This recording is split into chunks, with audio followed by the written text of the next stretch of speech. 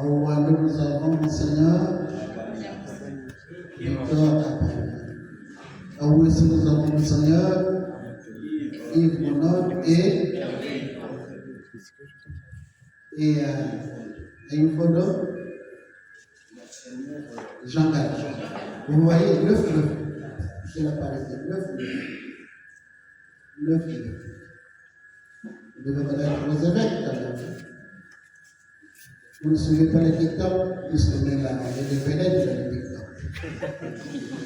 Les stars dans les TikTok. Alors là, Monseigneur Abel Libana, le délégué épiscopal chargé du renouveau charismatique au Congo, sur l'archevêque métropolitain de Pointe-Noire. Alors la bergère nationale s'est fait accompagner de quelques membres, les responsables, y compris Flo, les chargés de renouveau charismatique, les jeunes, sont venus me voir pour me dire qu'il y avait cette rencontre. Et je ne pouvais pas ne pas venir pour voir. Puisque les anciens savent, je suis allé me voir à Ria. Et chaque fois que vous serez quelque part, si cela est faisable, je passerai pour dire bonjour. Mais si, puisque les proches de Pointe-Noire ne passent pas dire bonjour, mais si c'est au nord un peu plus loin, il faudrait que je passe la nuit. Et j'espère que vous allez ici avec vous avant de revenir. Ah, mes chers frères, qu'est-ce que je dois vous dire? Au regard du thème que vous avez choisi, enraciné dans simplicité. Poursuivre la marche dans l'espérance. Enraciné. Les jeunes. Il y a beaucoup de choses à dire sur la jeunesse. Est-ce que vous êtes fiers de vous-même? Oui. Vous êtes fiers de vous-même? Oui.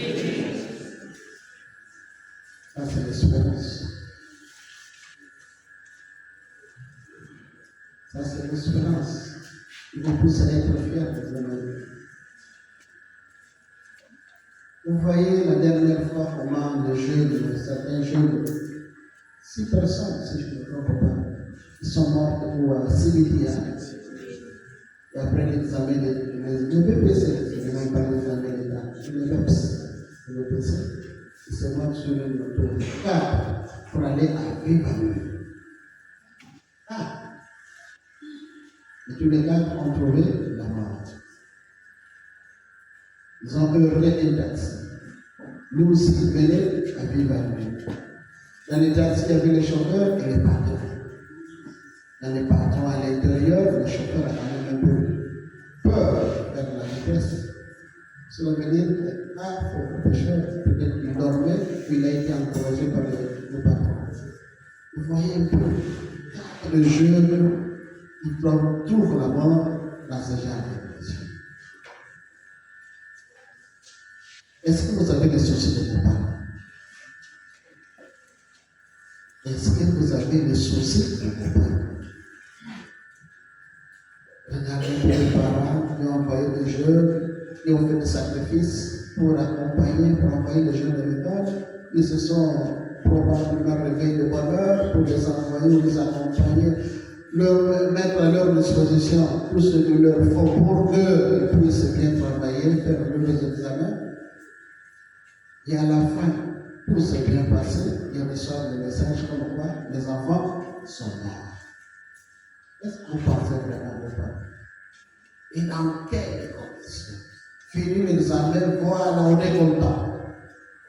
Comme on peut être noir en passant après les BPC, vous voyez des jeunes de 14 ans, cycle de bouteilles de l'ordre de bière, de classe, de confort.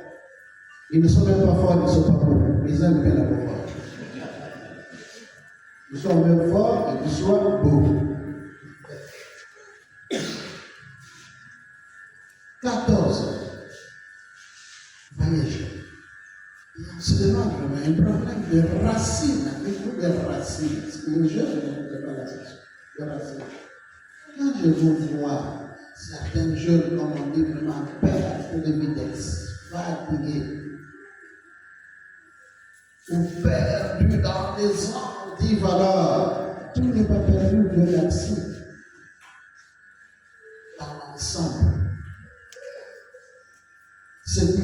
l'heure. Les jeunes sont perdus dans des antivaleurs, dans la drogue, dans les vols, dans la prostitution, dans les mensonges.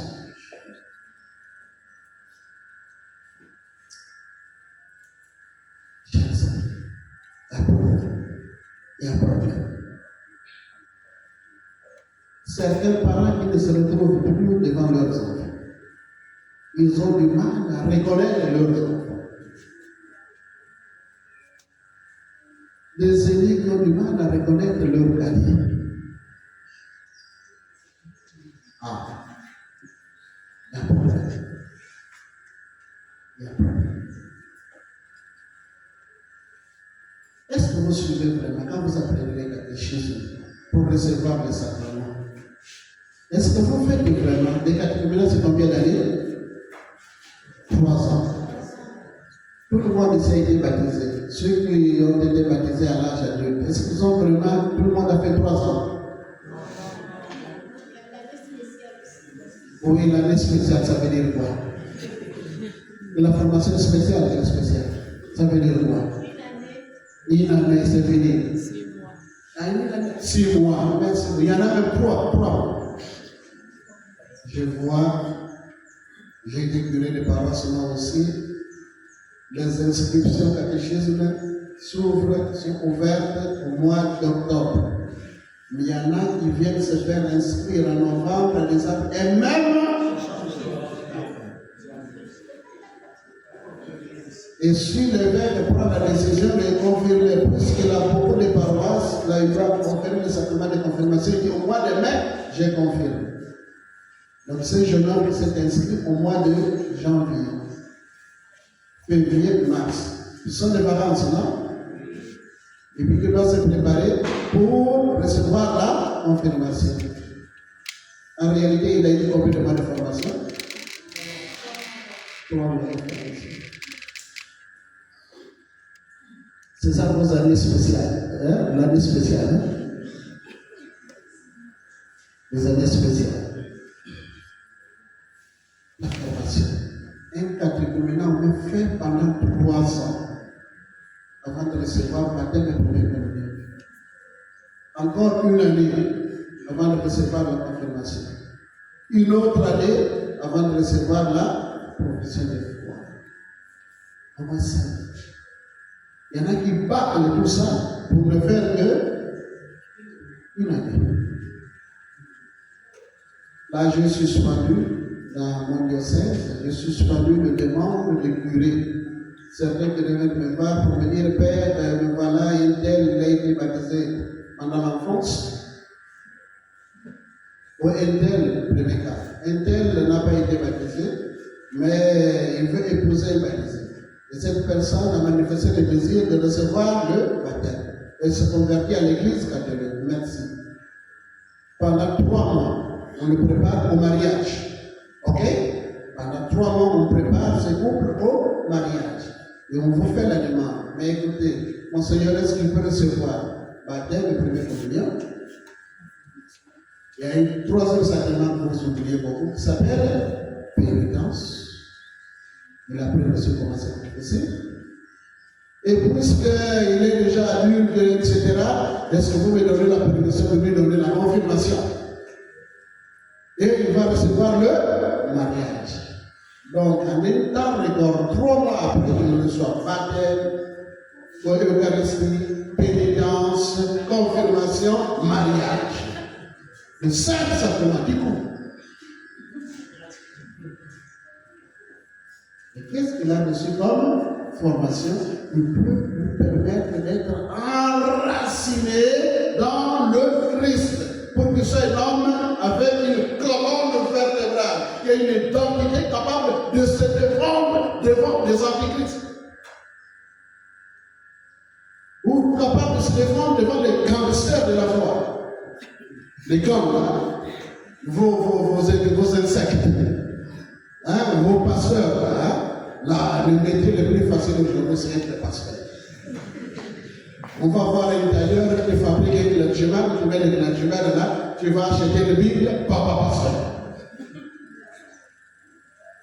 une gang qui est là pour détruire les familles, pour séparer les familles, pour malmener les familles,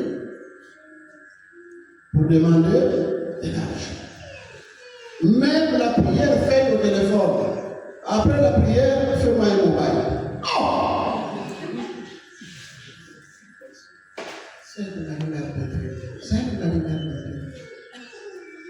Donc vous voyez, même dans le corps, quelqu'un reçoit 5 sacrements. Donc il n'y en a que 2 qui ne reçoivent pas.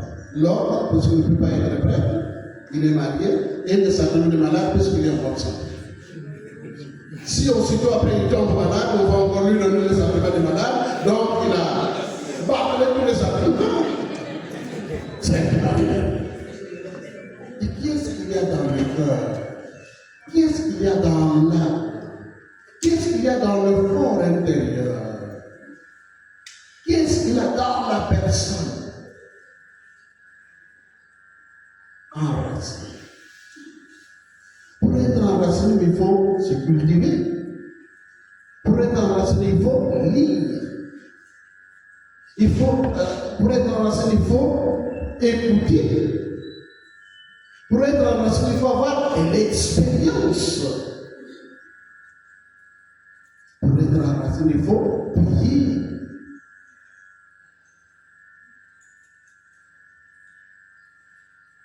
Vous voyez nos frères et moi, et notre annonce apostolique l'a encore appelé dimanche dernier, nous étions en Caï pour l'intronisation de Monseigneur Hallyday, le nouvel évêque de Caï, et pour les ordinations. Il a encore appelé les moines. Les moines, la journée est composée de combien d'heures? En une journée à combien d'heures? 24 heures. Vous savez comment est-ce que les moines sont organisés? Pardon? 8 heures de travail, 8 heures de repos et 8 heures de prière. 8 heures. On peut recenser quoi? Ma fille, puisque tu me regardes. Tu as combien d'heures de prière par jour? Disons 4 heures. 4 heures. Lesquelles? Tu vois même les gens. La petite sœur, elle est sincère, elle dit ce qu'il a dit. Au moins, elle est là 4 heures. Moi, personnellement, je vous parle. Le matin, je me réveille à 6 heures. Au moins, avant de quitter mon lit, je ne fais que 10 minutes de prière. Commencez à compter, à comptabiliser. 10 minutes. Et puis, je vais dans ma petite chapelle à 5 heures. J'ai l'office de lecture, l'office du milieu des jours et la messe. Après, j'ai l'oraison. Tout ça, ça me prend 1h30. Donc, de 7h jusqu'à 8h30. C'est à ce moment-là que je sors pour aller prendre le petit déjeuner et pour commencer à recevoir le peuple de Dieu. Midi, je l'angélus. L'angélus, c'est 5 minutes, petite méditation. Qui comptabilise là? 1h45. Et le soir, j'ai mon chapelet. Le chapelet, c'est combien de minutes? Plus 1h45, ça fait combien? 2h30. Moi, évêque. Je n'ai que 2 secondes. Avant d'aller dormir, je fais encore mon examen de conscience. Ça me prépare un quart d'heure. Ça fait combien? 3 heures. Et mes frères et moi, nous en avons combien? 8 heures. Moi, consacré, au moins, je le fais. Je le fais. C'est ce que je fais. Et parmi vous, il y en a qui n'ont même pas 10 minutes de prière par jour. 10 minutes de prière de Dieu n'en ont pas. Vrai ou faux?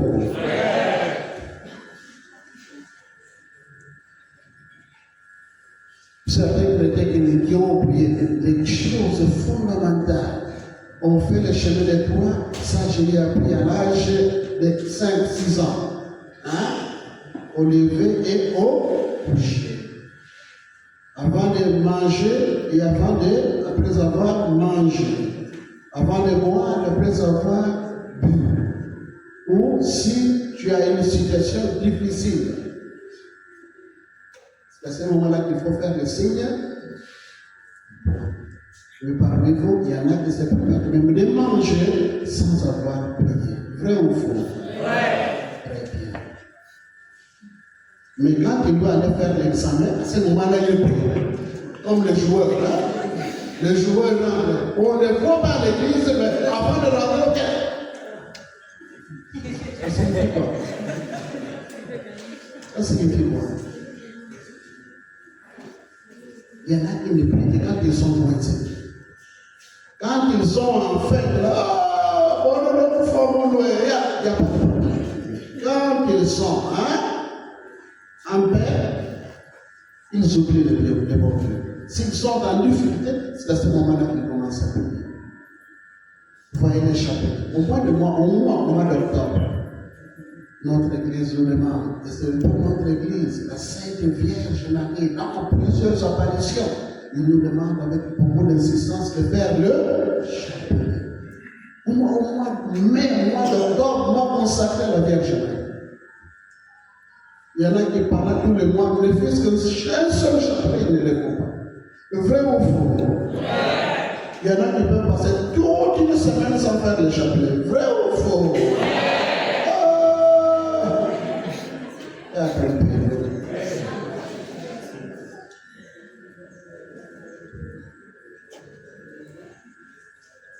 Grave encore que parmi vous, nous parlons de l'enracinement dans le Christ.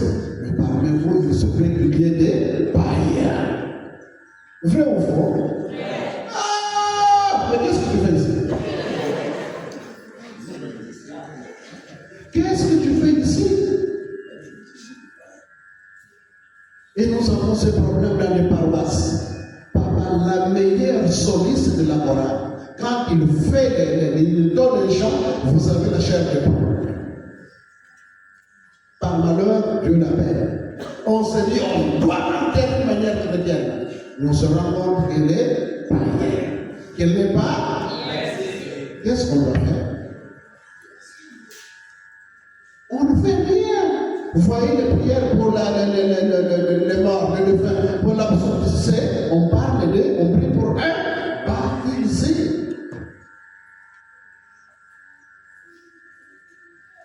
Le scout, carrefour de païens. Les enfants de cœur et l'autre, carrefour de païens. Les filles là qui viennent sauter à l'hôtel, là ils font plaisir, carrefour de païens. Les yambotés où il y a une vie, carrefour de païens.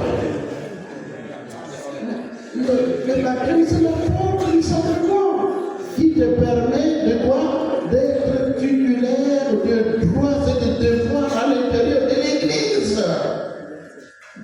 On ne peut pas faire l'absolu pour les païens, on ne peut pas faire la messe pour les païens, c'est pas possible. L'Église ne te connaît pas. Si tu ne renais pas dans l'eau et dans le sang, tu ne peux pas rentrer dans les royaumes. On ne te connaît pas. La part, c'est le baptême. Nous n'en sommes pas là. Mais vous avez des gens sur les schools de notre groupement jeune de Maurice, ça fait 5 ans, ça fait 10 ans qu'ils sont là. Pour que chanter c'est important, mais être baptisé, ce n'est pas important. Toujours chaque année, les pauvres créent l'inscription ouverte au baptême, 4 000 ne viennent pas. Et quand le père dit non, le père est mauvais. Lui-même, ce qu'il fait, lui, il n'est pas mauvais. Il est bon, ce qu'il fait, c'est bien. C'est toi qui es mauvais. Mais comment est-ce que tu vas pouvoir parler d'un enracinement des racines? Il faut prendre les racines et rentrer dans la terre. Comment est-ce que tu vas rentrer en Jésus si Jésus ne te connaît pas? Et c'est le commandement qui me donne. Allez, toutes les nations, faites des disciples, en les baptisant au nom du Père et du Fils et du Saint-Esprit. Pour toi, c'est compte. Mais on va parler d'enracinement comment? Tu n'es même pas chrétien. Tu es un païen. Vous savez ce qu'il est païen? Non seulement celui qui n'a pas reçu le baptême, c'est la vie Georges qui avait dit ça une fois, ça m'a fait plaisir. Païen, tout le monde, côté à l'époque, il y a des arbres, côté à l'époque, il y a des arbres. Donc, il y a des gens qui ont la balle. What do you mean? I never got the Musa. But what do you get up with the Musa? Par identité. Non.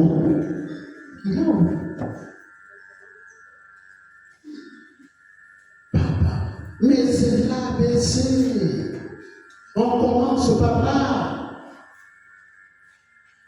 C'est par là qu'il faut commencer, chers jeunes. Enraciné dans l'Église. Aimer les sacrements. Fréquenter les sacrements.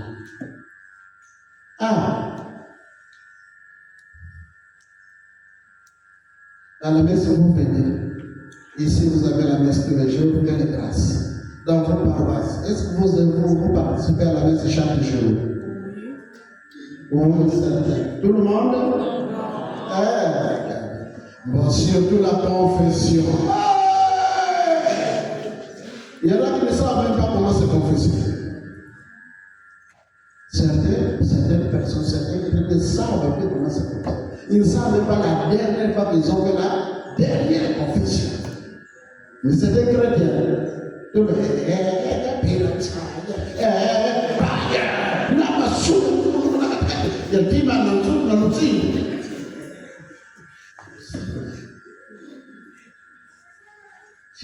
Ça va pas. Messe tous les jours idéal. La confession au moins une fois par mois. Le pape Jean-Paul II s'est confessé une fois par semaine. Pape. Chaque semaine.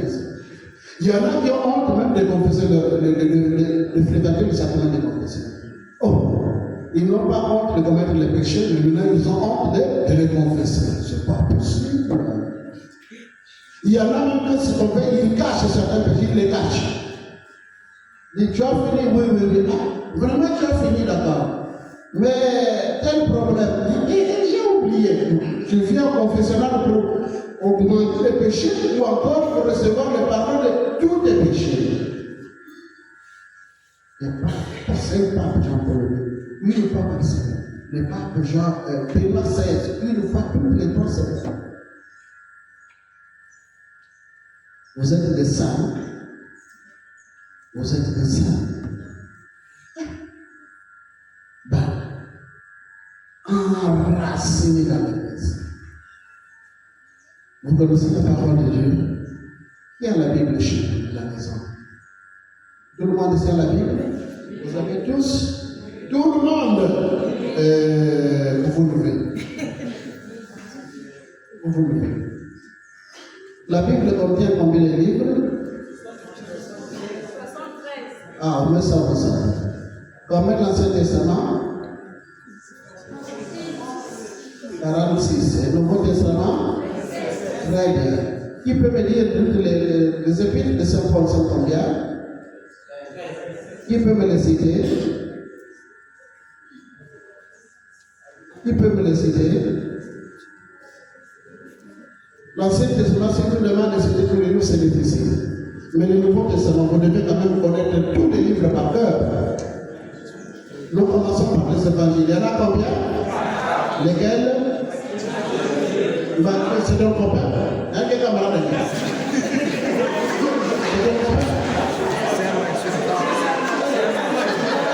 Pas possible. Pas possible. C'est Matthieu.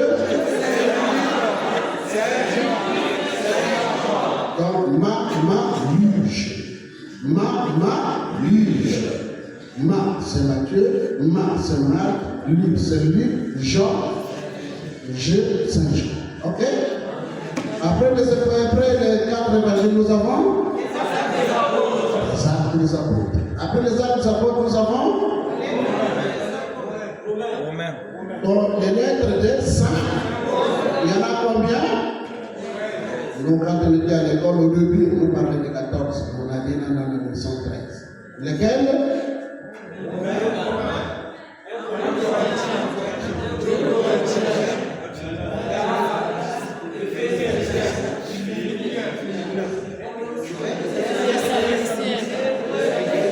Je vais vous apprendre des choses. C'est très simple. Je vais vous apprendre.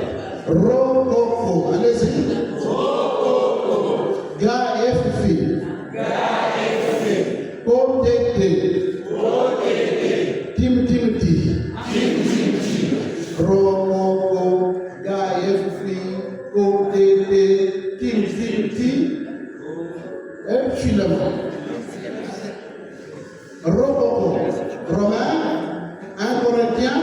2 Corinthiens. Ga et Fifi.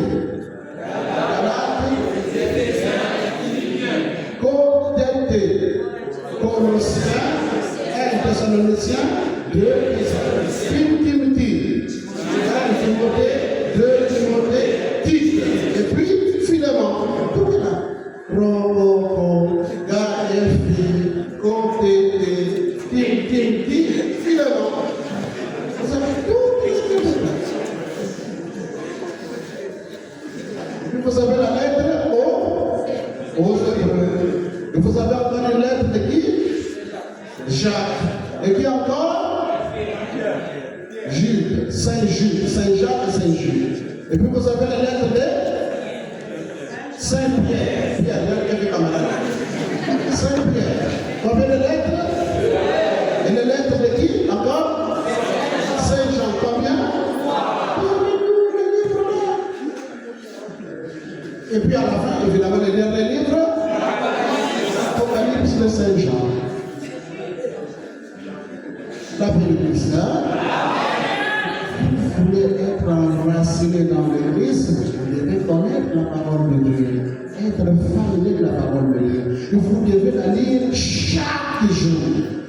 Vous devez la lire chaque jour. En partant d'ici, si vous voulez être enraciné dans l'Église, commencez par l'Ancien, le Nouveau Testament, lisez au moins une page chaque jour. Une page. S'il y a un chapitre, c'est tout. Une page chaque jour. Pour connaître le Christ. Pour être avec le Christ. Pour demeurer avec le Christ. Demeure l'habitation. Pour voir l'habitation de vous de Jésus-Christ.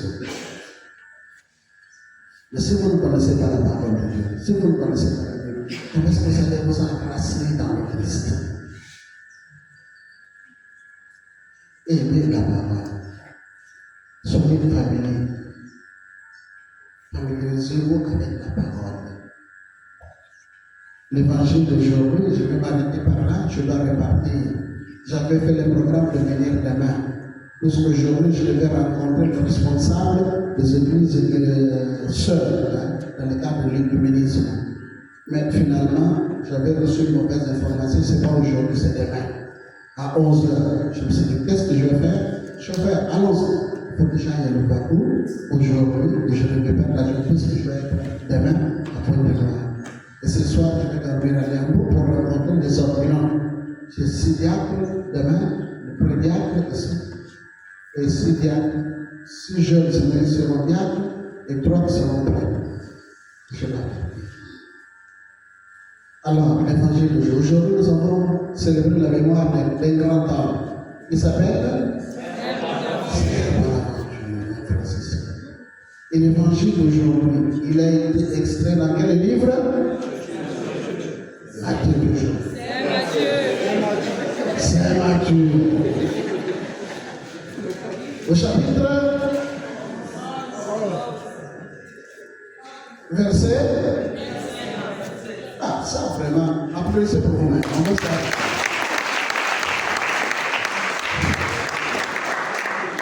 Alors, qu'est-ce que Jésus dit là, hein? Je te rends grâce, Seigneur, d'avoir caché ces choses-là aux sages et aux savants. Et quelles sont ces choses-là que Jésus a cachées, que Dieu a cachées aux sages et aux savants? Ah, t'as fait ça. C'est pas que j'étais heureux, content de voir. J'ai été béni, Seigneur, d'avoir caché ces choses-là, hein, les réalités aux sages et aux savants, pour les révéler aux tout-petits. Mais quelles sont ces choses-là? Quelles sont ces vérités-là? Quelle est cette doctrine-là? Quelle est cette marque-là que Dieu a cachée aux sages et aux savants? Vous pouvez me donner la réponse? La connaissance de Dieu. la connaissance de Dieu. Malheureusement, beaucoup étudient les savants, les sages. Ils font de leur science, ils transforment leur science en Dieu. Il y en a même qui arrivent à dire que Dieu n'existe pas. Excusez-moi, nous sommes dans une église, il ne faut pas insulter, il faut le dire. A dit un philosophe imbécile, il s'appelle Nietzsche. Dieu est mort. C'est pas possible. Et lui, il est parti. Mais nous, on continue à parler de Dieu. Et maintenant, c'est quelle aberration! Le communisme peut avoir, ses aspects positifs, mais dire que Dieu n'existe pas, mes chers amis, je pense que c'est la plus grande bêtise de l'âme. Dire que Dieu n'existe pas. Ton père t'a mis au monde, et puis tu lui dis, papa, tu n'es pas mon père. Oh! Maman, tu non, moi je suis né moi-même, tout seul. Oh! J'ai grandi moi-même. Oh! Non, regardez les cosmos, regardez la nature, nous avons tout. Qu'est-ce que nous avons créé? Qu'est-ce que nous avons créé? Nous ne faisons que transformer ce que Dieu a créé. Il y a une personne qui est mon bébé, il y a une personne qui est ma famille, il y a une personne qui est tu n'existes pas. Solide. La connaissance de Dieu. Pour ça, plus on est humble, simple, plus tu t'ouvres à Dieu. Ce que Dieu a caché au sabbat, l'humilité. Tu s'opposes à l'orgueil. Je veux t'embrasser, celui qui a raciné dans l'église ne peut pas ne pas être humble.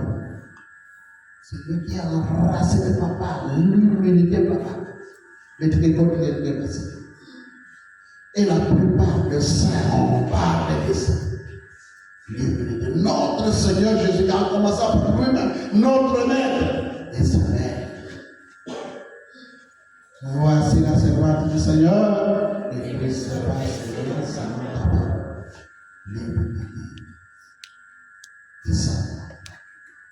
Son plan humain, plan de leur avoir, plan de leur connaissance.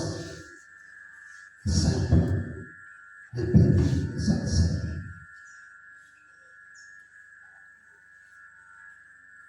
Les sages, les savants du Seigneur, et le Seigneur l'a révélé au tout péché.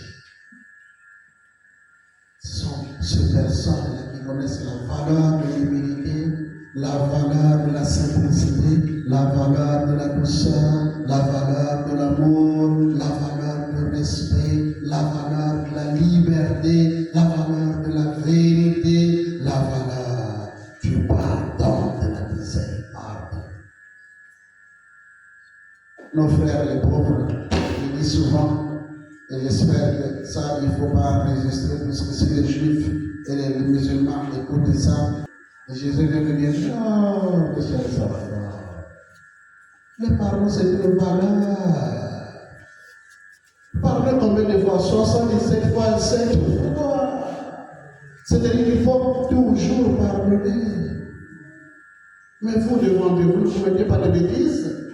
Dieu vous pardonne. Et pourquoi ne pas pardonner aux autres? Mais la vie, s'il n'y a pas de pardon, la vie est bloquée. Les relations sont bloquées. Je vais devoir mettre tout le temps. Tu vois, tous les jours, tu vois quelqu'un. Oh, c'est pas possible. Mais tu es un esclave. Libère-moi, tu es un homme libre. Tu ne vas pas venir. Quelqu'un doit. Oui, c'est pas ma mère, il est là. Tchin, il m'aime. On commence. Eh, maman, le chien, nous me sommes bien, pardon. Viens, le chien. Est-ce que maman. Vous encouragez à voir les bières. Non, prenez les jus. La paix de Christ. La miséricorde, le pardon, c'est une valeur. Il est puissant de ignore. Voilà Israël, je donne, moi aussi, je donne, je donne, moi aussi, je donne. Mais ce n'est pas possible. On doit s'asseoir pour lui écouter. Dialoguons. Peut-être j'ai exagéré dans ce que je dis là, je dis, on recommence. Les orgueilleux, les puissants ne veulent pas entendre parler de ce discours. Ils veulent entendre parler de la vengeance, de la rébellion, de la guerre, de la destruction. Et ils sont, je te bénis, Père, d'avoir pu te laisser ton pays. Nous sommes des petits, même si nous sommes des grands, mais nous parlons là de l'enfance spirituelle, de la pénitence spirituelle, sans laquelle nous ne pouvons pas rentrer dans le royaume des cieux. Et bien nous ouvrons à toutes ces valeurs-là. Il s'appelle humilité, amour, foi, espérance, vérité, lumière, miséricorde, pardon, réconciliation. Tu es orgueilleux, tu ne peux pas. Mais tu es simple. Tu cherches cette enfance spirituelle.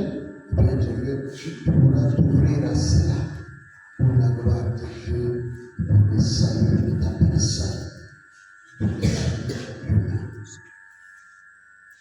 Je enraciné dans le Christ. Vous voulez être enraciné dans le Christ? Vous voulez vous enraciner dans le Christ? Eh bien, aimez la parole de Dieu. Élisez-la. Pour sortir de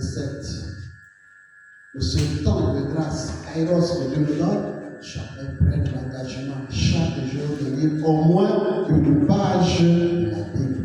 En commençant par le Nouveau Testament. Si tu oublies le lendemain, tu dois en faire deux. Et vous en tirerez un grand profit. Et à la prochaine rencontre que nous aurons avec les jeunes, je vais vous interroger sur ça. Pour voir ceux qui vont le mettre en pratique et ceux qui ne vont pas le mettre en pratique. Puisque là, ça rentre là-bas. Ça rentre. Ça sort. Non, il faut que ça rentre et ça reste. On met cela en pratique. Pour votre bien. Pour que vous ne soyez pas des garçons, des filles manipulables. On vous manipule dans les enfants. Je vois les jeunes dans le rue, on vous manipule.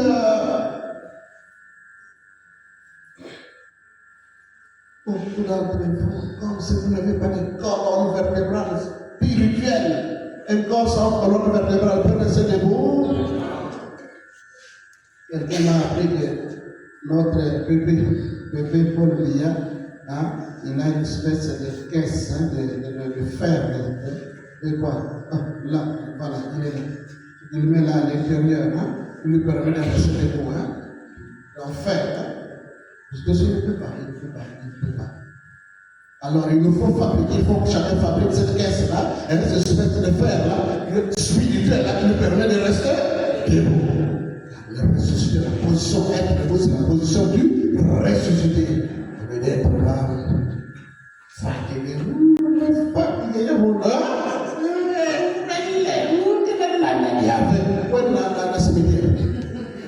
la mort, mais celui qui est là dans ce monde doit se battre jusqu'au bout, jusqu'à la fin, jusqu'à l'extrême. Et cette bagarre, nous ne l'amenons pas seul. Nous sommes appelés à l'amener avec Jésus, en Jésus, pour Jésus, par Jésus. C'est lui qui va être au cœur, au centre de notre existence. Jean-Paul II, j'ai fini par là, disait aux jeunes que Jésus soit votre point de référence, point de départ, point d'arrivée. Point de départ, Jésus. Point d'arrivée, Jésus. Point de référence, Jésus. Et vous allez réussir votre vie. Vous allez réussir votre vie. Même si vous avez des difficultés, les chrétiens en vous, vous allez combattre, vous allez mener votre vie autrement. Vous allez affronter les difficultés de la vie autrement. Vous aurez une autre capacité d'aimer. Vous aurez une autre capacité de discuter, de dialoguer avec les autres. Vous aurez une autre manière de voir la vie. Et vous ne tomberez jamais dans le suicide, dans le piège du suicide.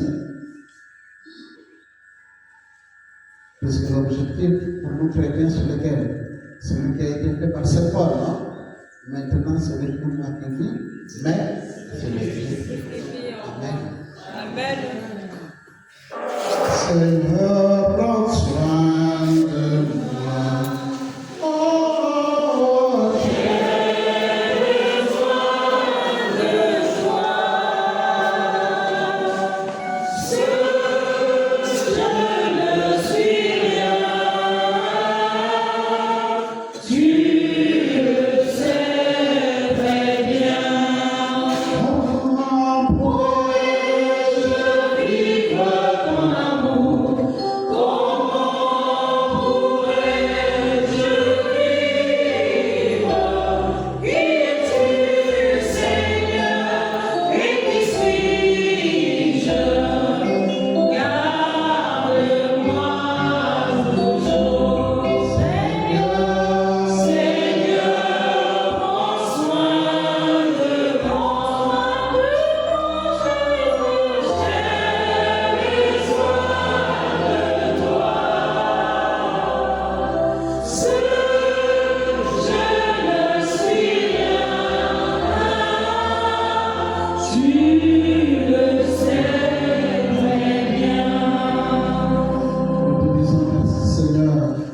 Seigneur Jésus, toi qui es présent dans le présent sacrement de l'Eucharistie, toi est notre chemin, vérité et vie.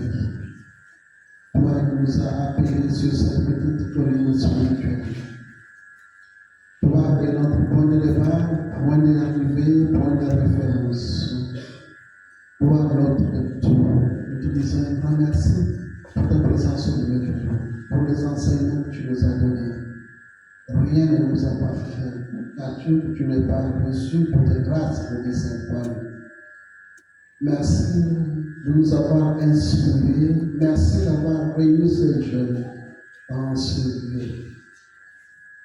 Merci de leur avoir accordé cette semaine, une semaine de grâce. Kairos, où ils reçoivent les enseignements, ils font des exercices, des prières pour que leur vie soit enracinée en toi, pour qu'ils soient des jeunes équilibrés, des hommes équilibrés, des femmes équilibrées à tous les niveaux, physique, spirituel, humain, social, professionnel, pour ceux qui travaillent, et pour ceux qui ont la forme. Et c'est un racinement qui n'a pas commencé aujourd'hui, qui a commencé pour s'acheter depuis longtemps. Et le fait de s'approfondir aujourd'hui, c'est pour suivre après ce kairos que tu leur donnes. Seigneur Jésus, écoute notre prière, exauce notre prière, transmets-la à ton Père et notre Père, qui vit et règne avec toi dans l'unité du Saint-Esprit, un seul Dieu pour tous les siècles et les siècles. Amen. Et toi, maman, pleine de grâce, nous sommes aussi à l'école de l'humilité, à l'école de la simplicité, pour que notre vie soit une action de grâce, soit continuellement une action de grâce à Dieu, ce Dieu qui nous aime. Ce Dieu nous a donné l'exemple de l'humilité en mourant sur la croix. Ce Dieu qui s'est fait chair dans ton sein. Ce Dieu est notre Dieu. Je vous salue, Marie. Pleine de grâce, le Seigneur est avec vous. Vous êtes bénie entre toutes les femmes, et Jésus, le fruit de vos entrailles, est béni. Sainte Marie, Mère de Dieu, priez pour nos pauvres pécheurs, maintenant et à l'heure de notre mort. Amen. Ô Marie conçue sans péché, priez pour nous qui avons recours à vous. Le Seigneur soit avec vous. Et avec votre esprit. Que le nom du Seigneur soit béni, maintenant et toujours. Notre secours vient du Seigneur, qui a fait le ciel et la terre. Et Dieu Tout-Puissant, dans son amour infini, vous protège, vous accompagne, il vous bénisse, pour le Père, Fils et Saint-Esprit. Amen. Abu.